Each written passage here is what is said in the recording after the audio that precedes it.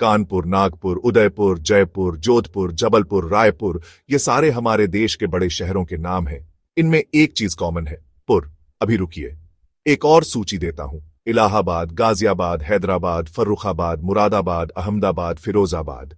इन शहरों के नामों में भी आपको एक चीज कॉमन मिलेगी, बाद या आबाद। ऐसे सैकड़ों शहर हैं जिनमें इन दोनों प्रत्ययों सफिक्स का इस्तेमाल आपने नोटिस किया होगा। लेकिन क्या आपको इन दोनों का मतलब पता है?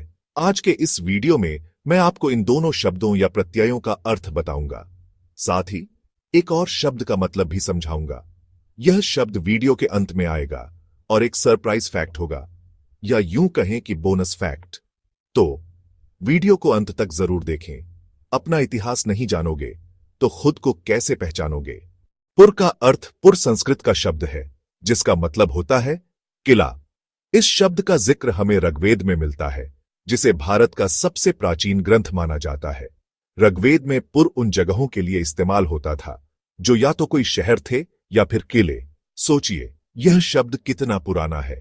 ऋग्वेद को लगभग 1500 ईसा पूर्व का ग्रंथ माना जाता है, यानी आज से करीब 3500 साल पुराना। समय के साथ हमारे देश के कई शहरों का नाम पुर से जुड़ा।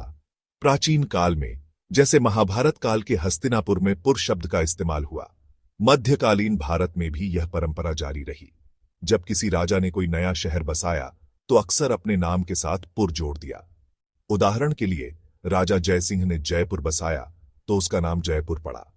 कानपुर का नाम सचेंदी के राजा हिंदू सिंह ने रखा, क्योंकि वे खुद को भगवान कृष्ण कान्हा का वंशज मानते थे।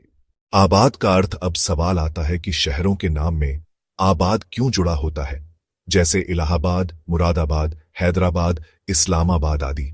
दरअसल आबाद फारसी का शब्द है।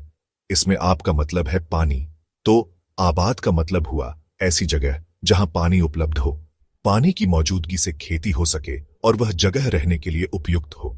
उदाहरण के लिए, मुरादाबाद रामगंगा नदी के किनारे बसा है, इसलिए इसके नाम में आबाद जुड़ा। इलाहाबाद गंगा नदी के किनारे है, इसीलिए वहां आबाद शब्द जुड़ा। इतिहासकार मानते हैं कि मुगल काल में बादशाह अपने नाम के साथ आबाद जोड़कर शहरों के नाम रखते थे। उदाहरण, फिरोजाबाद का नाम फिरोज शाह तुगलक ने रखा। हैदराबाद का नाम मोहम्मद कुली कुतुब शाह ने अपनी पत्नी भागमती, जिन्हें हैदर महल भी कहते थे, के नाम पर रखा। अब बात करते हैं गंज की। यह प्रत्यय शहरों और कस्बों के नाम में भी बहुत मिलता है, जैसे हजरतगंज लखनऊ, दरियागंज दिल्ली, मलकागंज। गंज शब्द का मूल इंडो ईरानियन भाषाओं से है। मीडियन भाषा में इसका मतलब था खजाना रखने की जगह। संस्कृत में भी गंज शब्द का जिक्र मिलता है। यह गज शब्द से निकला है, जिसका मतलब मंडी या बाजार होता है। पुराने समय में जिन जगहों पर बाजार लगते थे उन्हें गंज कहा जाता था।